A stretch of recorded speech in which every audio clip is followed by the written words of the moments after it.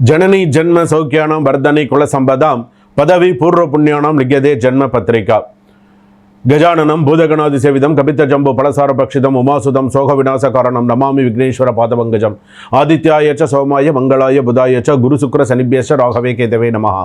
உலகெங்கும் வாழக்கூடிய நெக்ஸ்ட்ஜென் நேயர்கள் அனைவருக்கும் வணக்கம். நான் உங்கள் டாக்டர் வி ராஜ்குமார் சிவாச்சாரியார் பேசுகிறேன். இந்த வார ராசி பலன்கள் நம்ம பார்க்க போகிறோம். திங்கட்கிழமையிலிருந்து ஞாயிற்றுக்கிழமை வரை அன்றாடம் நாம் சந்திக்கக்கூடிய சில விஷயங்கள்லாம் இருக்குது. இந்த வார ராசி பலன்கள் என்பது ரொம்ப மிக முக்கியமானது. நம்ம இந்த வாரத்தில் நடக்கக்கூடிய நம்மளுடைய உத்தியோகம், நம்மளுடைய சில விஷயங்கள்லாம் நமக்கு எப்படி இருக்கும், கொடுக்கல் வாங்கல் விஷயங்களாக இருக்கட்டும், ஒரு சொத்து பரிமாற்றமாக இருக்கட்டும், ஏதாவது ஒரு நல்ல விஷயங்களாக இருந்தாலும் சரி, ஒரு கெடுதலான விஷயங்களாக இருந்தாலும் சரி, 12 ராசிகளுக்கு எப்படி இருக்குது அப்படிங்கிறத நம்ம சில விஷயங்கள்லாம் ஹைலைட் பண்ணி சொல்லலாம் அப்படின்னு இருக்கேன். ஸோ யாரெல்லாம் எந்தெந்த ராசிக்காரர்கள் மிகவும் கவனமாக இருக்க வேண்டும், எந்தெந்த ராசிக்காரர்களுக்கு சில பிரச்சனைகள், தேவையில்லாத வீண் பழி பிரச்சனைகள்லாம் வரப்போகிறது, இந்த வாரத்திற்கான சில முக்கியமான விஷயங்கள்லாம் என்னென்ன, யார் யாருக்கெல்லாம் சில பிரிவினைகள் ஏற்பட போகிறது அப்படிங்கிறத நம்ம பார்க்க போகிறோம். சில விஷயங்கள்லாம் வந்து பார்த்தீங்க அப்படின்னு சொன்னால் லாட் ஆஃப் மிஸ் அண்டர்ஸ்டாண்டிங்ஸ்ன்னு சொல்லுவாங்க. சில விஷயங்கள்லாம் நமக்கு எப்படி இருக்குது, என்னென்ன நம்ம பண்ணணும் பண்ணக்கூடாது அப்படிங்கிற மாதிரியான சில விஷயங்கள் இந்த வாரத்திற்கான என்ன பரிகாரம் பண்ணிட்டா அதிலிருந்து நம்ம ஓரளவுக்கு கொஞ்சம் நம்ம தற்காத்துக்க முடியும் அப்படிங்கிறத நம்ம பார்க்க போகிறோம். வாங்க வீடியோக்குள்ளே போகலாம். கடைசி வரைக்கும் வீடியோ ஸ்கிப் பண்ணாமல் பாருங்கள். அப்போ தான் 12 ராசிகளுக்கான சொல்லியிருக்கக்கூடிய எல்லா விஷயங்களும் உங்களுக்கு தெரிந்து கொள்ள முடியும். மேஷ ராசி நேயர்களே, இந்த வார ராசி பலன்கள் அப்படின்னு நம்ம சொல்லும் பொழுது வாழ்க்கையில் மிகப்பெரிய ஒரு திருப்பத்தை கொண்டு வரக்கூடிய வாரமாக இருக்கும். இந்த வாரத்தில் ஏதாவது சிறு நல்ல திருப்பங்கள், நல்ல விஷயங்கள் எல்லாம் வரும். ஏன்னு கேட்டால் அஸ்வினி நட்சத்திரம் மேஷராசி, பரணி நட்சத்திரம் மேஷராசியில் பிறந்தவர்கள் இருக்கீங்க. அதே போல் கிருத்திகை நட்சத்திரம் 1ஆம் பாதம் மேஷராசியில் பிறந்தவர்கள் வரைக்கும் இருக்கீங்க. அப்படி இருக்கக்கூடிய இதில் திருப்பத்தை கொடுக்கக்கூடிய ஒரு வாரமாக அமையும். அடுத்ததாக வந்து பார்த்தீங்கன்னா எதிர்பாராத நல்ல மாற்றங்கள் இருக்கும். ஒரு நல்ல ஆரம்பமாக இருக்கக்கூடிய சூழ்நிலைகள் உண்டு. தாமதமான சில வேலைகள் நல்லபடியாக முடியறதுக்கான வாய்ப்புகள் இருக்கு. கோபத்தை கட்டுப்படுத்த வேண்டாம், அவசரம் காட்டக்கூடாது. நல்ல வாய்ப்புகள் வரும், புதிய வரவுகள் இருக்கும். அதே போல உறவுகளில் கூட நல்ல முன்னேற்றங்கள் காணக்கூடிய நேரமாக அமையும். அதே போல சில நெகட்டிவான சில விஷயங்கள் அப்படின்னு எடுத்துக்கும் போது மேஷராசிக்காரர்கள் கோபத்தை கட்டுப்படுத்துங்க. தயவு செய்து நீங்கள் கோபப்பட்டு ஒரு விஷயத்தை சாதிக்க போகிறதில்ல, கோபப்படாதீங்க. சிறிய விஷயங்களில் கூட சில நேரத்தில் தடங்கள் ஏற்பட்டு அது உங்களுக்கு நிறைய ஸ்ட்ரெஸ் பிரச்சனைகளை கொண்டு வரும்.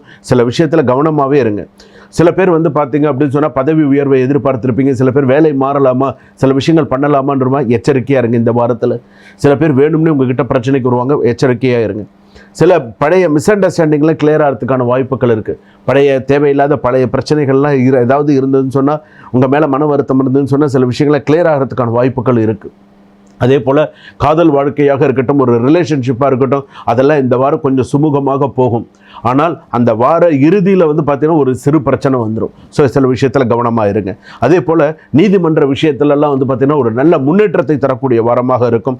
அதே போல் சில நேரத்தில் வந்து பார்த்திங்கன்னா இந்த செவ்வாய்க்கிழமையில், புதன்கிழமையில், வெள்ளிக்கிழமையில் ஃபாஸ்ட் டிரைவிங் அப்படிங்கிறத கொஞ்சம் அவாய்ட் பண்ணிக்கோங்க. நான் முக்கியமாக ஏன் இந்த கிழமையை முன் வச்சு சொல்கிறேன் அப்படின்னு சொன்னால், இதில் ஒரு சில விபத்துக்கள் வரதுக்கான வாய்ப்புகள் இருக்குது. இந்த கிழமையில் நீங்கள் கொஞ்சம் கவனமாக இருங்க.